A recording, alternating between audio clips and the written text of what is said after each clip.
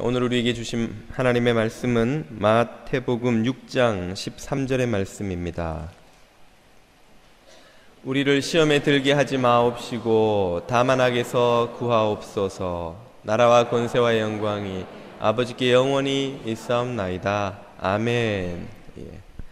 추운 일기에 오시느라 수고하셨죠. 오늘 이 주차장도 눈 때문에 파킹할 공간이 없어가지고 저기 입구까지 지금 차를 세워놨는데 힘든 길에 좀 오시느라 수고하셨습니다. 옆에 있는 앞뒤 좌우에 있는 분들에게 이렇게 한번 축복의 인사를 나눠주십시오. 그래도 보니까 행복합니다. 이렇게.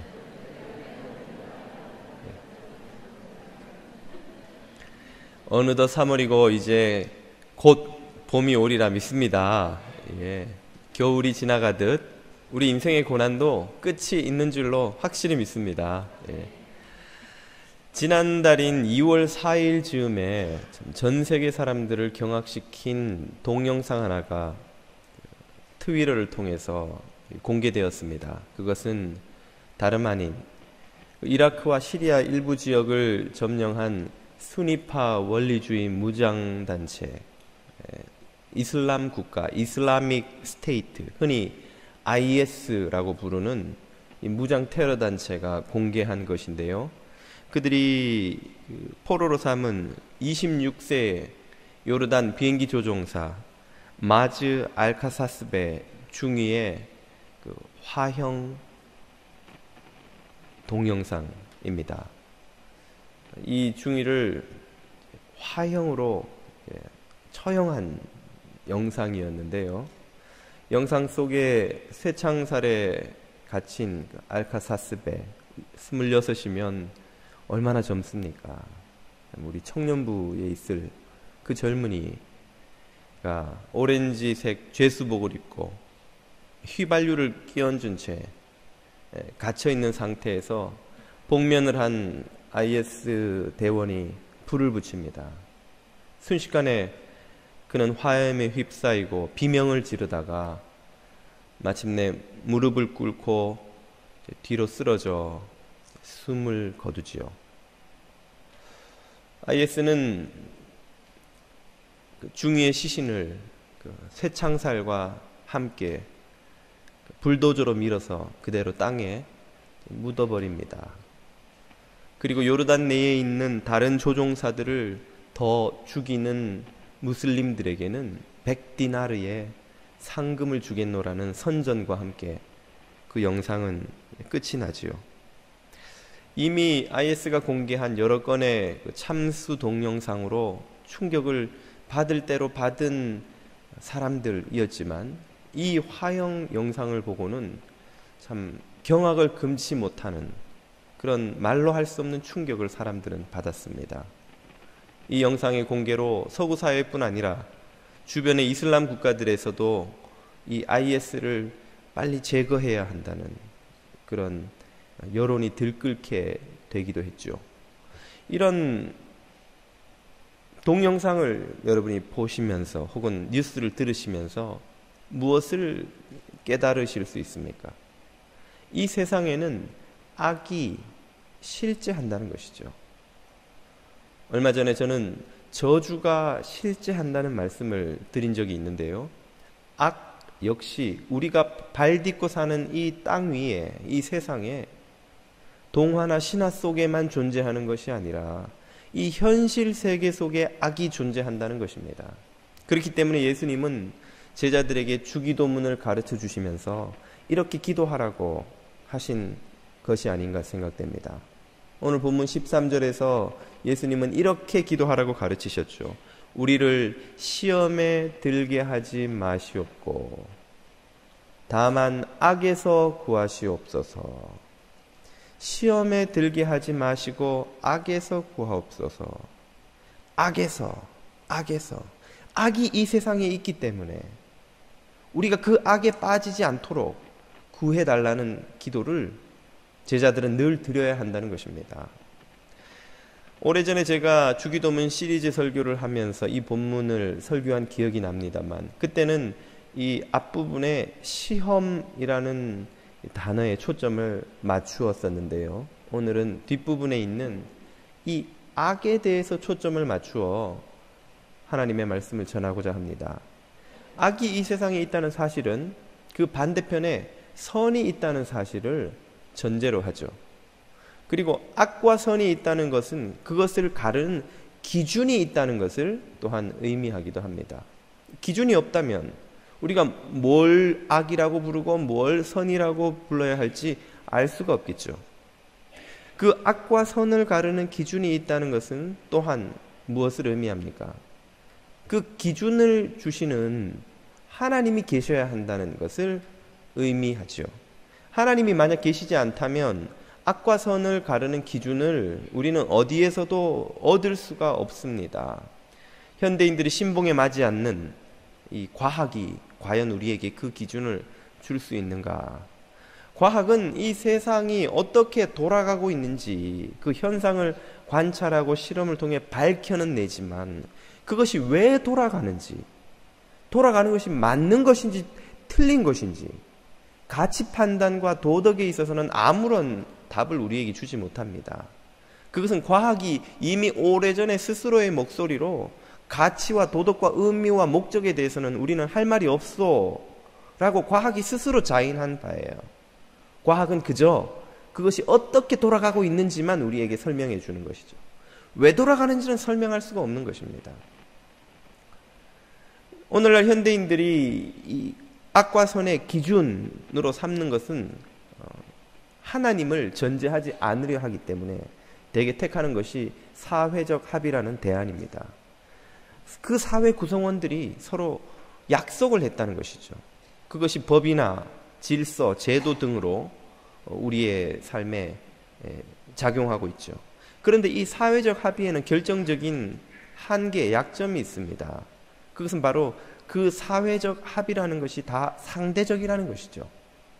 이 사회에서 한 합의가 저쪽 사회 가서 그대로 적용되지가 않는다는 것입니다.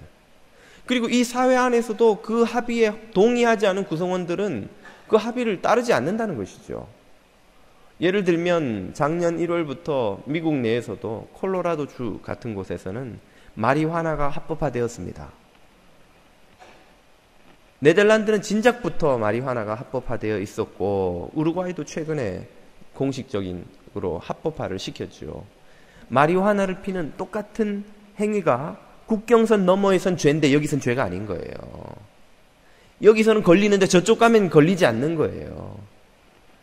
여기서는 악인데 저쪽에선 선인 거예요. 여기선 선이 또 저쪽 가면 악이 되는 거예요. 이런 논리로 하자면 우리가 IS의 화형 영상을 보며 분개하고 그것을 악이라고 규정할 수 있는 근거가 없어지는 것입니다. 아니, IS도 할 말이 있잖아요. 니네 나라에도 처형 제도가 있잖아. 너희들도 너희 방식대로 처형하는 것이고 우리는 우리 방식대로 처형하는 것인데 다만 우리는 그걸 화형이라는 방식을 택할 뿐이야. 왜 너희는 우리를 악이라고 규정하고 우리의 처형 방식만 문제라고 문제 삼는 것이니? 이렇게 우리에게 역으로 비난을 돌린다면 우리가 할 말이 없는 거예요. 문명사회도 분명히 사문화된 나라도 있지만 처형제도가 여전히 있습니다. 그런데 우리가 하는 처형제도는 괜찮고 그쪽 나라가 하는 처형제도는 악이라고 어떤 근거로 규정할 수 있단 말입니까? IS의 이런 동영상을 보면서 우리가 분개하고 그것을 악이라고 규정할 때는 이미 우리 마음속에 어느 사회든 어느 시대 어느 문명이건 상관없이 사회적 합의를 그 사람들이 어떻게 해놓았든 상관없이 존재하는 절대적인 선과 악에 대한 기준이 있고 그 기준에 의하면 그 행위는 악이라는 정서가 우리 안에 있기 때문에 그런 것입니다. 그런 선과 악을 가르는 절대적인 기준을 누구만이 주실 수 있습니까? 절대적 기준은 절대적 권위에서만 나오는 거예요. 인간이 가진 상대적 권위로는 어떤 대통령도 그 직위에 있는 동안에만 가질 수 있는 권위, 그리고 여전히 오류를 범할 수밖에 없는 한계를 가진 인간으로서의 권위를 가지고는 절대적 기준을 줄 수가 없는 거예요. 그 절대적 기준은 절대적 권위를 가지신 하나님만이 주실 수가 있는 것이죠. 그리고 그 하나님이 주시는 절대적인 기준이야말로 바로 우리가 읽고 듣고 있는 이 하나님의 말씀, 성경인 것입니다. 성경은 무엇이 악이라고 규정하십니까? 또 무엇이 선이라고 규정하고 계시는 것인가요? 먼저 악에 대해 성경이 규정하는 것을 들어보십시오. 요한복음 8장 44절을 보면 예수님이 이렇게 말씀하시죠. 바리새인들을 꾸짖으시면서 하십니다. 너희 바리새인들은 너희 아비 마귀에게서 났으니, 악의 근원인 마귀에게서 났으니 너희 아비의 욕심대로 너희도 행하고자 하느니라. 그 마귀는 처음부터 무엇을 한 자요? 살인을 한 자요. 진리가 그 속에 없으므로 진리에 서지 못하고 무엇을 거짓을 말할 때마다 제 것으로 말하나니 이는 그가 거짓말쟁이요 거짓의 아비가 되었음이라. 마귀가 악의 근원이라고 한다면 그 마귀가 저지르는 행위, 악이 무엇인지가 이 본문에 나오죠. 그것은 바로 살인과 거짓입니다. 살인은 악이고 거짓도 악입니다. 그러면 선이 무엇인지 바로 이해가 되죠. 죽이는 것이 악이라면 살리는 것이 선입니다. 거짓이 악이라면 진실은 선이죠. 요한복음 10장 10절에서 예수님은 또 이렇게 말씀하십니다. 도둑이 오는 것은 도둑질하고, 여기서 말하는 도둑은 바로 마귀를 가리키죠. 사탄을 가리킵니다. 사탄의 의도는 도둑질하고 죽이고 멸망시키려는 것입니다. 이게 악이죠. 죽이는 것, 생명을 죽이는 것. 그에 비해서 내가 온 것은 하나님의 아들 그리스도께서 이 땅에 내가 곧 길이요 진리요 생명이니 라고 하신 그리스도께서 오신 이유는 양으로 생명을 얻게 하고 더 풍성히 얻게 하려는 것이라. 여기에서 선이 무엇인지가 나옵니다. 선은 생명을 살리는 게 선인 거예요. 생명을 죽이는 것이 악이라면 생명을 살리는 것이 선이고, 거짓이 악이라면 진실이 선인 것이죠. 바로 이것이 성경이 우리에게 가르쳐 주시는 악과 선의 개념입니다. 그러므로 오늘 예수님께서 시험에 들지 않게 하옵시고 악에서 구하여 주옵소서 라고 기도하라고 하셨을 때의 그 의미는 이 생명을 죽이는 일에 빠지지 않도록 우리를 지켜 주옵소서 하는 기도라는 것입니다. 악에서 구해 주옵소서, 그것은 생명을 죽이는 일에 우리가 동참하지 않게 하옵소서, 그 말이죠. 아니 그러면 악에 빠지지 않는다는 것은 우리가 살인하지 않는다는 의미이니까 IS에 가입하지 않거나 강도짓을 안 하면 되는 것이겠군요. 그렇게 쉬운 일이라면 주님께서 이것을 우리에게 가르쳐 주시고 늘 기도하라고 가르치실 필요가 없으셨겠죠. 아마 우리 중 대부분 혹시 IS 가고 싶은 분 계세요? 아무리 경제적으로 어려워도 칼 들고 강도짓을 해야 되겠다 생각하시는 분 계십니까? 거의 전혀 없지는 않을 수 있겠지만 거의 없으리라고 봅니다. 우리가 그런 일에 빠질 가능성이 별로 없다면 이 기도는 드릴 필요가 없는 거잖아요. 여기서 말하는 이 악은 우리가 생각하는 그 살인 이상의 의미가 있습니다. 그 일상 속에 들어와 있는 살인의 악이 무엇인지를 요한일서 3장 15절이 이렇게 말씀해 주시죠. 그 형제를 미워하는 자마다 뭐하는 자요? 바로 여기서 놀라운 말씀이 있죠. 살인하는 자니, 살인하는 자는 자마다 영생이 그 속에 거하지 아니하는 것을 너희가 아는 바라. 우리는 총칼을 들지 않고도 사람을 죽일 수 있다는 거예요. 무엇으로? 미움으로. 사람을 미워하는 눈, 미워하는 태도, 미워하는 말투, 미워하는 행동이 사람의 영혼을 죽입니다.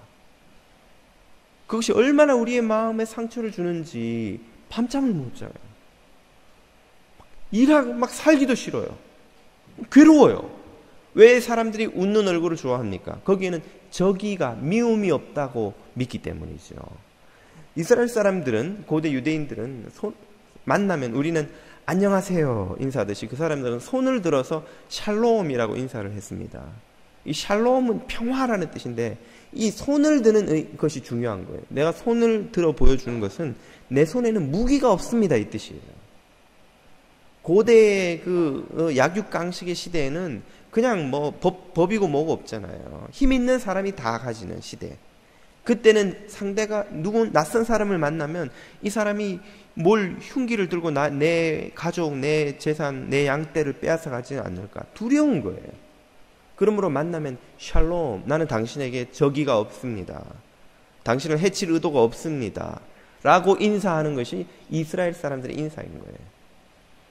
상대에게서 미움과 적의를 발견하지 않는 것은 우리에게 안도감을 줘요. 평화를 줘요. 그러나 반대로 미움을 발견하면, 적의를 발견하면 우리는 고통을 받습니다.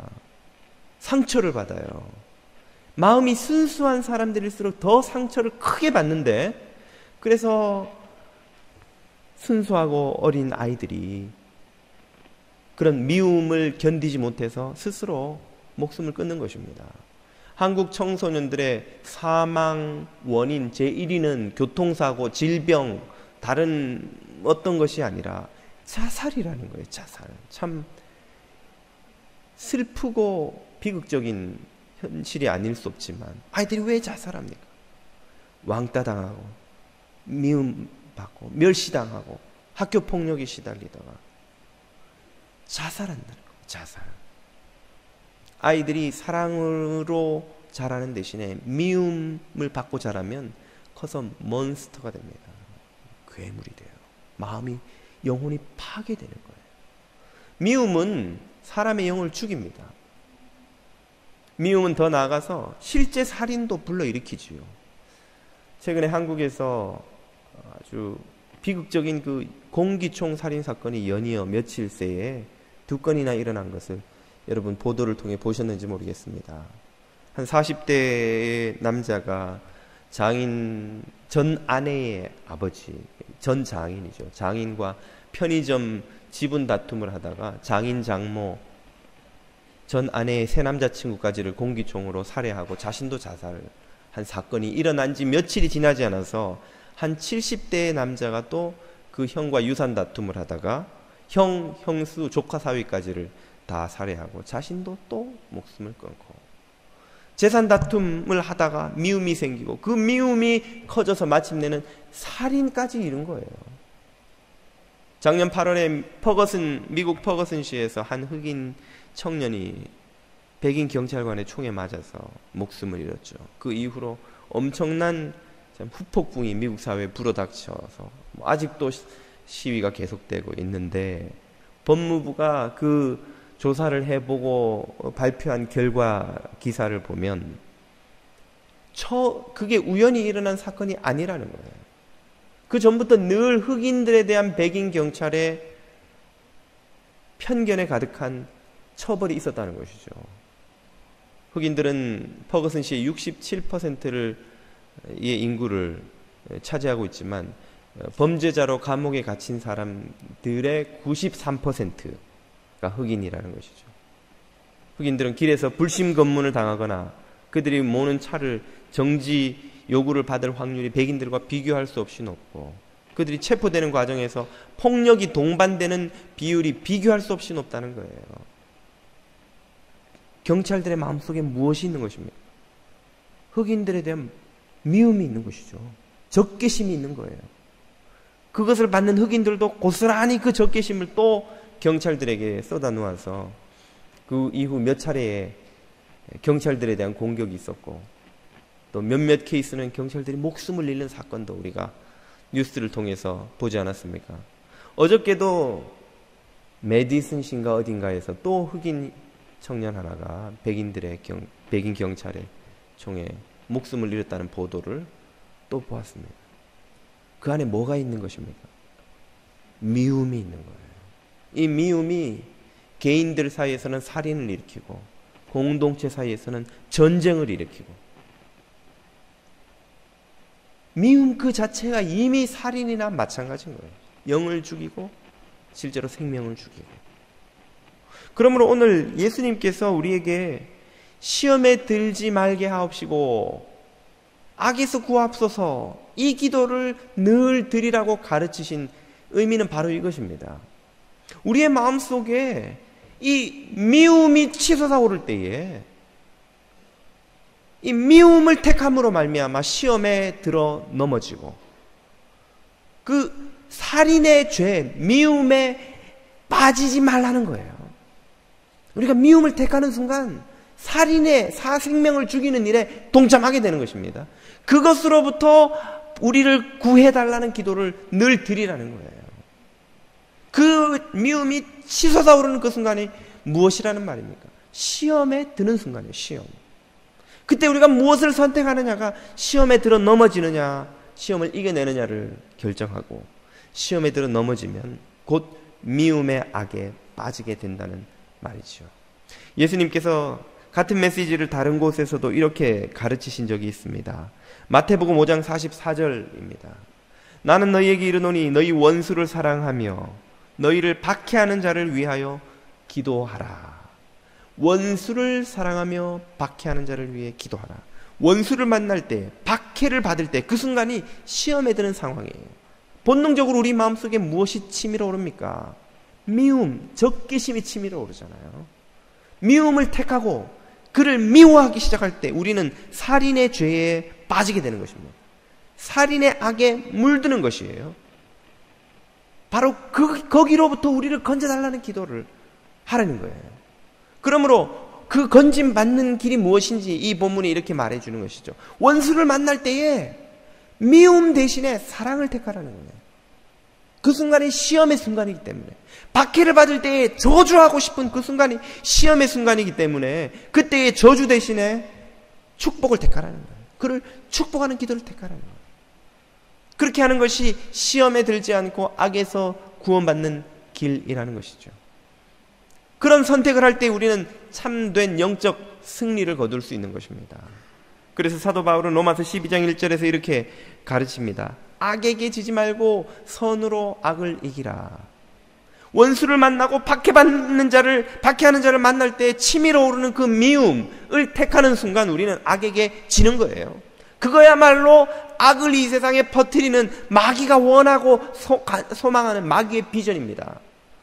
온 세상이 원수들로 가득해져서 미움과 증오와 서로 죽이고 죽이는 악의 연쇄 악순환이 계속되는 것이야말로 마귀의 비전인 거예요. 마귀의 이 지상 대명령 플랜인 거예요.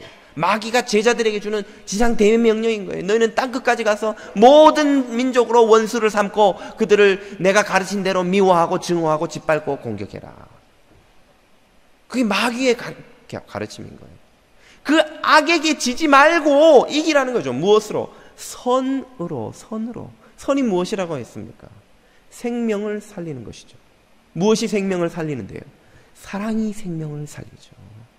축복이 생명을 살리죠. 그러므로 너희의 원수를 미워하지 말고 사랑하고, 너를 박해하는 자를 저주하지 말고 축복하라는 거예요.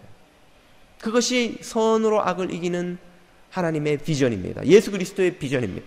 땅끝까지 이르러서 내 증인이 되어라. 내가 가르치고 분부한 모든 것을 가르쳐 지키게 하라. 예수님이 뭘 가르치셨는데요? 바로 이걸 가르치신 거예요. 네 원수를 사랑하고 너를 박해하는 자를 위해 기도하라. 내가 가르친 그걸 너도 가서 행하고 가르치라는 거예요. 그것이 예수 그리스도의 비전인 것이죠. 그렇게 하는 것이 위대한 승리입니다. 그 모범을 우리 주님께서 친히 몸소 보여주셨죠. 누가복음 23장 34절에 보면 십자가에 달리신 주님의 기도가 이렇게 나옵니다. 이에 예수께서 이르시되 아버지 저들을 사하여 주옵소서. 자기들이 하는 일을 알지 못함이니이다 하시더라. 그때 그들이 그의 옷을 나누어 제비 뽑을세. 예수님의 원수들이 예수님을 채찍질하고 가시면류관으로 머리를 찢고 손발을 못 박아 옷을 벗겨 모욕하고 그 옷을 제비 뽑아 나누고 있을 때에 그 고통과 수치를 당하신 주님이 그들을 미워하고 저주하시는 대신에 그들을 긍휼히 여기고 그들을 위해 기도하셨습니다. 십자가의 승리가 바로 이것입니다. 예수 그리스도는 십자가에서 악에게 지지 않으시고 선으로 악을 이기신 분입니다. 이 위대한 모범을 보고 우리 믿음의 선배 스데반도 순종의 길을 갔지요. 사도행전 7장 50절을 보면 스데반이 돌에 맞아 죽어가며 숨을 거두기 전에 무릎을 꿇고 크게 불러 기도하여 이르되 주여 이 죄를 그들에게 돌리지 마옵소서. 이 말을 하고 자니라 숨을 거두니라. 스데반은 자신을 박해하는 자들을 위하여 기도하라는, 원수를 미워하지 말고 사랑하라는 주님의 명령을 그대로 순종한 제자였죠. 주님에게 그 모범을 보았기 때문입니다. 그리스도께서 보여주신 위대한 모범을 스데반은 쫓아갔기 때문입니다. 어떻게 제자들이 그렇게 할 수 있습니까? 도저히 육신의 힘으로는 할 수 없기 때문에 무엇이 필요하다는 것입니까? 마태복음 26장 41절에 그 답이 이렇게 나오죠. 시험에 들지 않으려면, 시험에 넘어지지 않으려면 깨어서 기도하라.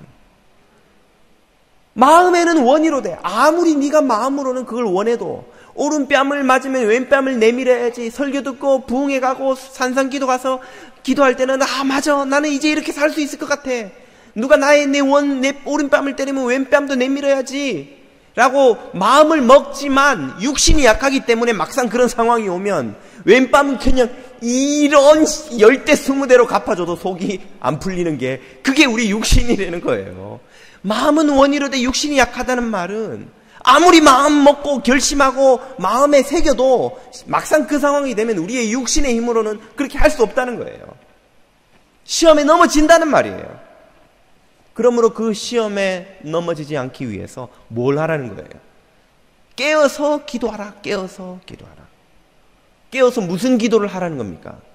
시험에 들게 하지 마옵시며 악에서 구하옵소서. 이 기도를 하라는 거예요. 누가 나를 욕할 때에 즉각적으로 이 XX 나도 욕이 나오려고 하는 그때에 시험에 들게 하지 마옵시며 기도하라는 거예요. 아내가 에이 사모님이 말이야 막 쏟아붓고 싶을 때에 악에서 구하옵소서 기도하라는 거예요. 기도하라는 거예요.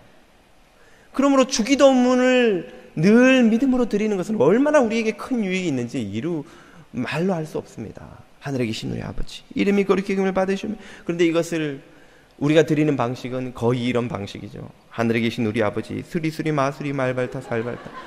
머릿속으로는 집에 아이고 오늘 파킹 빨리 빼야 되는데 뒷차가 지금 가로막고 있는데 그 누구 차지? 막 그러면서도 우리는 죄를 사하여 주옵시고 시험에 들면 줄줄줄줄 외울 수 있어요. 아무 생각 없이 그냥 막 지나가는 거죠. 그래도 안 하는 것보단 낫겠지만, 그러나 정말 주님의 기도가 우리에게 유익이 있으려면 그 기도문 한 문장 한 문장에 우리들의 믿음과 마음을 담아야 됩니다.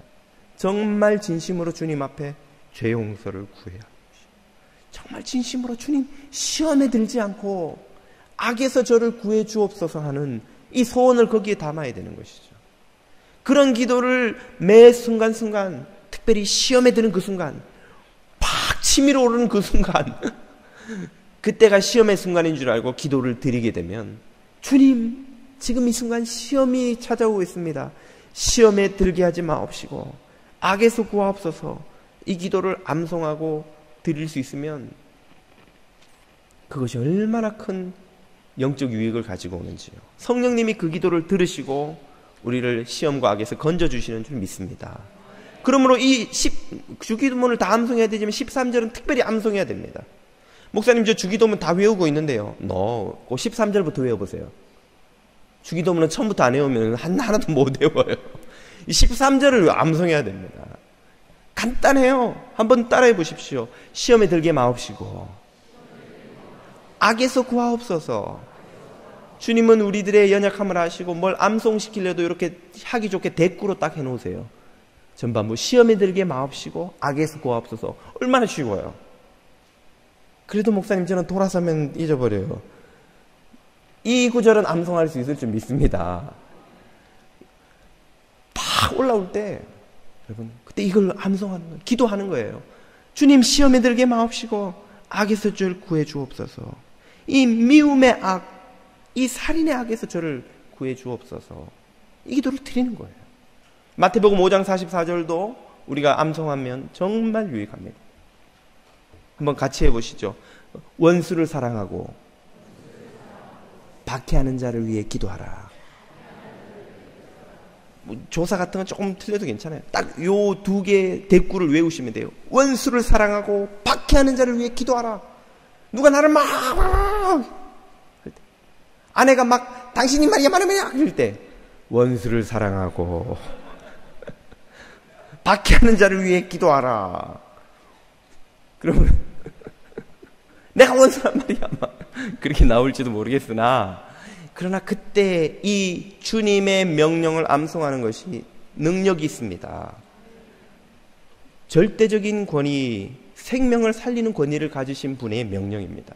우리가 믿음으로 이것을 암송하고 고백하면 우리가 원수를 사랑하는 능력을 얻게 되는 줄 믿습니다. 우리 육으로는 안 돼요. 마음은 원이라도 육이 약하기 때문에 내가 아무리 결심해도 안 됩니다. 그러나 시험에 들지 않게 깨어 기도하는 자들에게 성령께서 원수 사랑과 박해자를 위해 기도하는 이런 기적을 허락해 주시는 줄 믿습니다.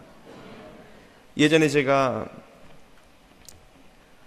2009년도에 기독교 언론에서 보도된 바가 있는 LA 유니온 교회에서 교회 안에서 제정해서 이제 외부의 그 사람들을 찾아 선정해서 시상하는 그 원수 사랑상이라는 상에 관한 보도를 본 적이 있어요. 그 2009년도에 제3회 수상자로 인도 동부의 오리사라는 지역에서 3대째 목회를 하는 마르지 목사라는 인도인 목사에 대한 기사를 본 적이 있습니다. 패스터 마르지. 이 마르지 목사의 이야기는 그의 조부에까지 3대를 거슬러 올라가는데요. 그의 할아버지는 그 지역에 처음 들어온 캐나다 선교사에게 복음을 듣고 믿게 된 최초의 그 지역의 그리스도인이자 목사가 됩니다. 그러나 그는 힌두교도들의 공격을 받아서 화살에 맞아 목숨을 잃습니다. 그리고 그 아들인 마지 목사의 아버지가 또 목사가 되는데, 그는 어린 마르지가 6살 때인 1956년도에 4명의 힌두교도 과격분자들에게 테러 공격을 받습니다. 이들이 그 아버지의 목을 졸라서 혼수 상태에 빠진 거예요. 병원에서 잠시 의식을 되찾았을 때에 경찰이 와서 범인이 누군지를 말하라고 했지만 그 아버지는 성대가 상해서 말을 할 수가 없는 거예요. 그래서 종이 쪽지와 펜을 주고 이름을 적으라고 했더니 그 종이에 그 마지 목사의 아버지가 범인들의 이름 대신에 마태복음 5장 44절을 적었습니다. 원수를 사랑하고 너희를 박해하는 자를 위해 기도하라. 그 글을 유언처럼 남기고 그의 아버지는 숨을 거둡니다. 아버지가 죽고 마지 목사의 어린 시절은 정말 더 말할 수 없이 비참하게 힘이 들었다고 합니다. 산에서 나무를 잘라와서 팔아서 겨우 입에 풀칠을 하고 남의 집에 소작농이 되어서 근근히 살아가는 힘든 생활을 했지만, 그보다 더 힘든 것은 아버지를 죽인 원수를 한 동네에서 보면서 자라야 한다는 것이었습니다. 그들을 보면 어린 마지의 마음에 적개심과 분노가 견딜 수 없이 치밀어 오르는 거예요. 쫓아가서 돌로 쳐 죽이고 싶은 거예요. 저 원수들이 희낙낙하면서 우리를 조롱하면서 살아가는 저 모습을 보고 견딜 수가 없는 거예요.